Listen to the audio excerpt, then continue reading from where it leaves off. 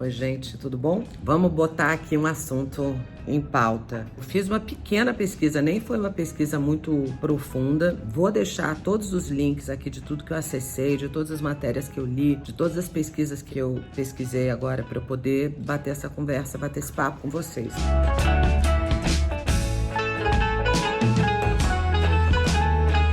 Na província chinesa de Sichuan, com 320 crianças e adolescentes, a gente está falando sobre os efeitos psicológicos mais imediatos da pandemia que se conseguiram perceber dentro dessa pesquisa, né? Primeiro, dependência excessiva dos pais, 36% de todos avaliados. Estamos falando de 320 crianças, tá? Desatenção, 32%. Preocupação excessiva com qualquer coisa, 29%. Problemas de sono, 21%. Falta de apetite, 18%. Pesadelos, 14%, e desconforto ou excitação excessiva aumentou também em 13%. Isso nessa cidade, nessa província de Sichuan, lá na China. Eu estava vendo uma outra coisa aqui, a Associação Brasileira de Psiquiatria, numa pesquisa que foi realizada em 23 estados do Brasil, constatou um aumento de 89,2% no agravamento de quadros psiquiátricos. Então, assim, esse isolamento, gente, mexeu com a cabeça de todo mundo. Mexeu mesmo. Com certeza, mexeu também com a cabecinha das crianças, né? Como é que vai ser o impacto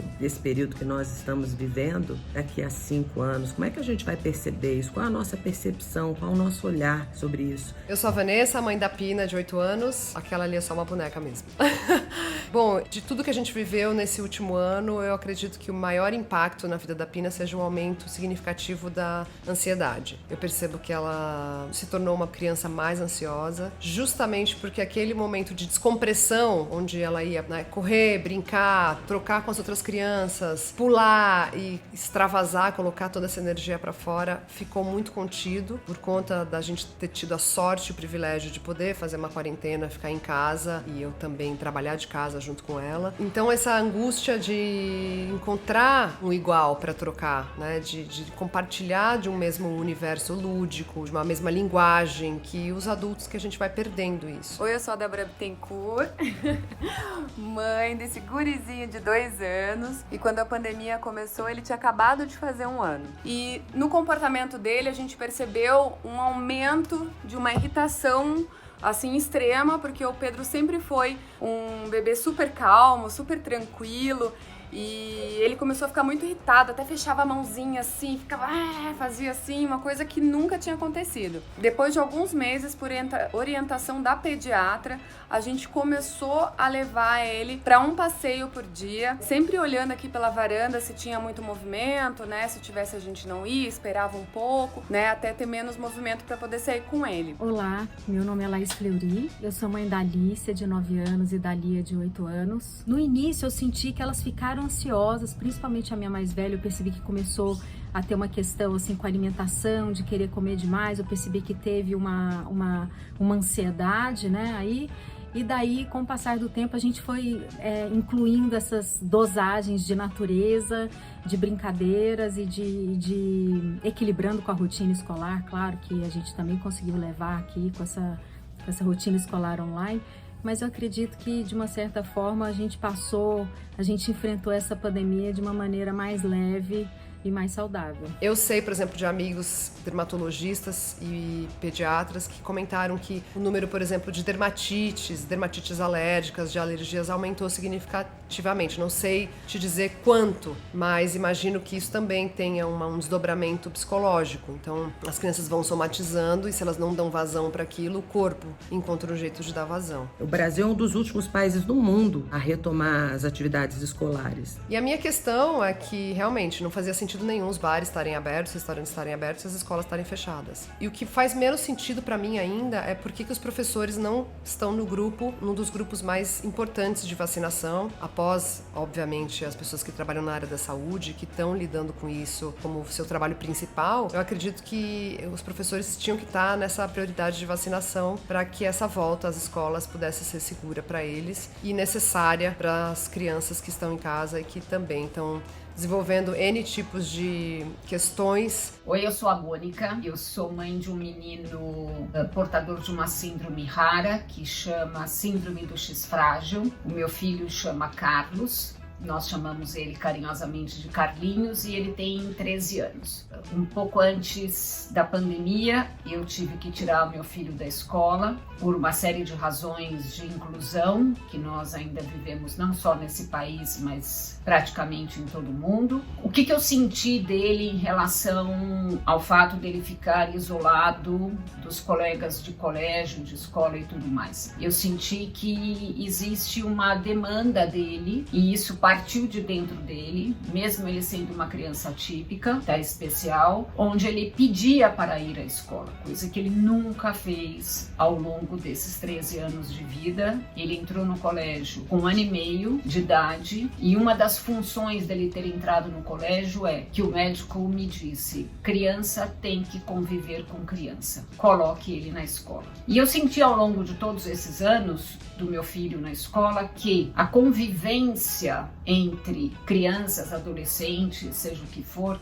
é muito importante. Um dia a gente estava indo dormir e eu coloquei ela para dormir, e ela falou para mim a seguinte coisa, ela disse: mãe, se eu soubesse que isso ia acontecer, e é triste, na verdade, ouvir isso, eu nunca teria enrolado para ir para a escola antes. Porque como ela tem essa coisa de enrolar, mais 5 minutinhos, daí vai escovar o dente, daí pega não sei o que, fez, né? Acho que, né, toda criança tem isso, em maior ou menor grau. E ela me disse antes de dormir: mãe, se eu soubesse que isso tudo ia acontecer, eu nunca teria enrolado para ir para a escola antes. Eu teria sido pontual e eu teria chegado na escola, teria sido a primeira a chegar na escola. Então foi nesse dia que eu me dei conta do buraco, da profundidade, da falta que o encontro com os outros da mesma idade, que a troca com as outras crianças da mesma idade, de outras idades, que o ambiente da escola estava fazendo uma enorme, tinha assim uma enorme falta mesmo, um buraco muito grande. E nesse dia a gente conversou sobre isso, enfim, as duas choramos, porque a gente, né, tenta acolher como pai e mãe, mas entende o sofrimento e também sofre junto, não tem como separar. Mas as pesquisas existem em vários países do mundo. Super Awesome é uma empresa americana que trabalha com tecnologia digital e com mídia digital. Ela fez uma pesquisa e constatou que crianças entre 6 e 12 anos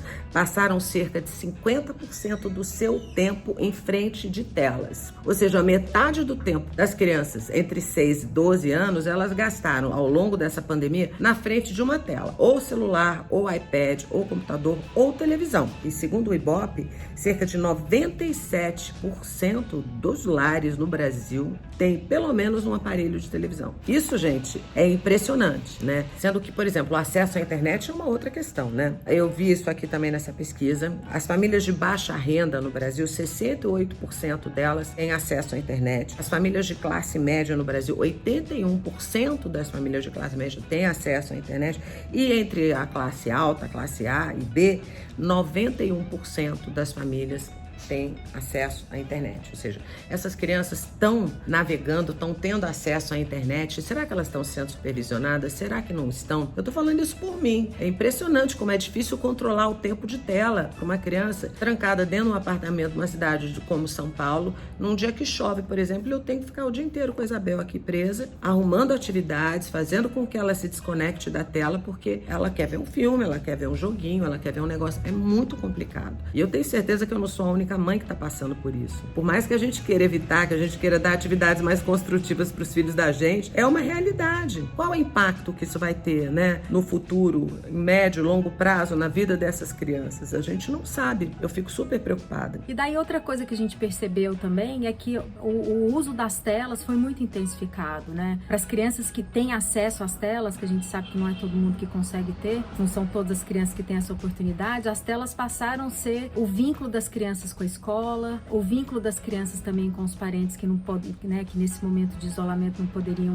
encontrar, não poderiam visitar. Então a gente percebeu aqui em casa que esse tempo de tela aumentou substancialmente. Essa foi uma outra preocupação de realmente trazer esse uso das telas com o que ela tem de melhor, mas ao mesmo tempo trazendo um equilíbrio também. Então a todo momento a gente estava tentando equilibrar esse uso de momentos, né, essas experiências offline com experiências online. Tem uma outra pesquisa também que diz que... Os links estão todos aqui, tá, gente? Porque é legal vocês lerem todos esses artigos para vocês se formarem, né? Para vocês também poderem debater isso aí nas suas casas, com as suas famílias, com seus pais, com seus amigos, né?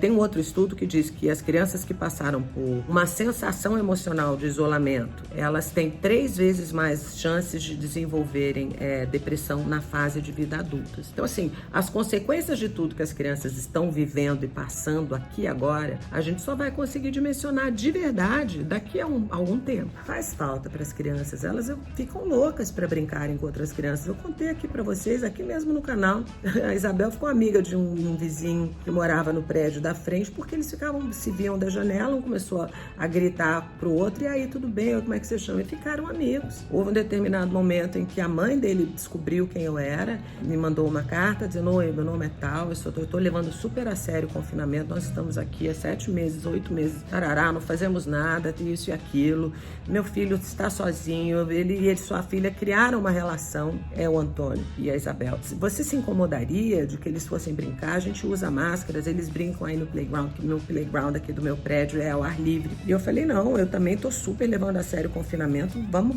E foi maravilhoso, porque é uma solidão muito grande, né? Não ter um amiguinho para brincar. E eu tenho certeza que vocês que têm filhos sabem exatamente o que eu tô falando. Eles gostam, criança quer criança, né, gente? Criança quer estar perto de outras crianças. Como o Pedro foi um prematuro extremo, a gente teve muita cautela nesse começo, né? E a gente tinha acabado de inserir ele no convívio com as outras crianças. E a gente começou aos pouquinhos, bem próximo dele fazer 1 ano, e logo em seguida veio a pandemia. Com isso, a gente voltou pra dentro de casa, e até aquele passeio que a gente dava com ele, a gente parou de fazer. E a gente teve que se reinventar dentro de casa, participando muito mais ainda das brincadeiras, criando obstáculos, põe cadeira, põe almofada. Acho que um outro aspecto importante é que acho que a criança precisa muito de outra criança para brincar. A Lídia Ortelli fala que o melhor presente que você pode dar para uma criança é outra criança, né? Então, mesmo nessa época de isolamento social, a gente procurou adotar uma família. Então, a gente elegeu uma família que tivesse crianças amigas das meninas, que também estava passando por uma mesma condição do que nós, né? Fazendo isolamento social, uma família que a gente confiava. E daí, com essa família, as meninas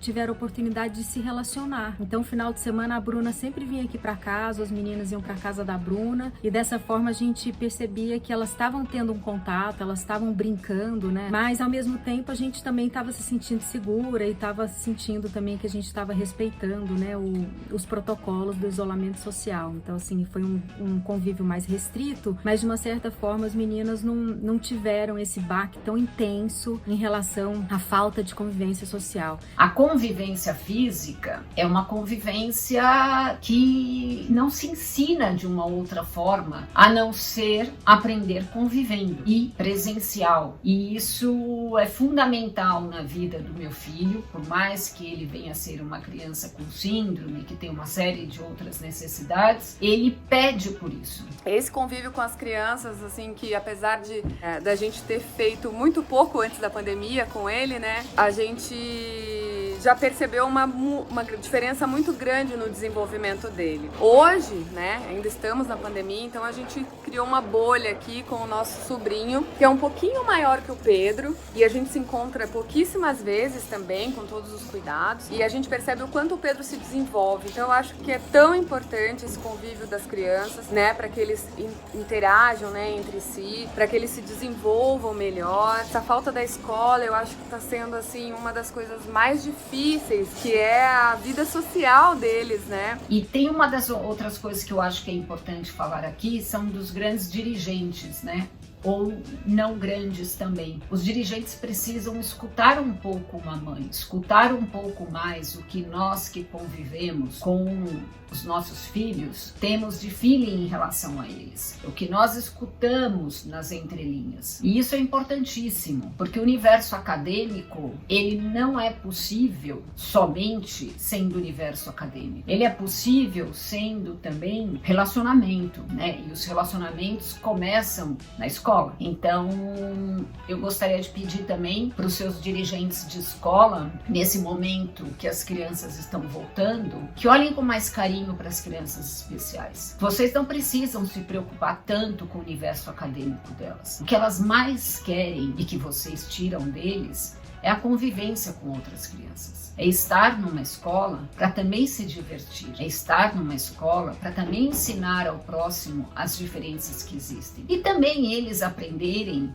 as outras diferenças. Pensa um pouco mais nisso. Escute nós. Eu não sei o que é que vocês acham disso, eu não sei o que é que vocês pensam disso. Eu vou deixar esses links todos, dessas matérias todas que eu fiz para vocês. Se vocês se interessarem por esse assunto, vocês também podem dar uma olhada, vocês também podem pesquisar, comentem aqui. Vocês, outras mães que estão aí, me digam o que é que vocês acham disso. Eu acho muito importante mesmo a experiência do coletivo para as crianças. É tão fundamental para nós adultos, para as crianças ela é determinante. Deixo aqui um grande beijo para todas as mães guerreiras, pais, famílias, cuidadores. Queria agradecer a oportunidade e dar um beijo, força aí todas as mães e pais que estão lidando com essa pandemia da melhor forma que eles podem. Então, um beijo, até. Um beijo, gente. Deixa aí a tua opinião, compartilhe comigo o que você pensa sobre esse assunto. Como você viveu essa pandemia dentro da sua casa com os seus filhos? Foi simples? Não foi. Tenho certeza que não foi. Você sente alguma mudança? Quais são as mudanças que você sente no comportamento do seu filho? Até a próxima.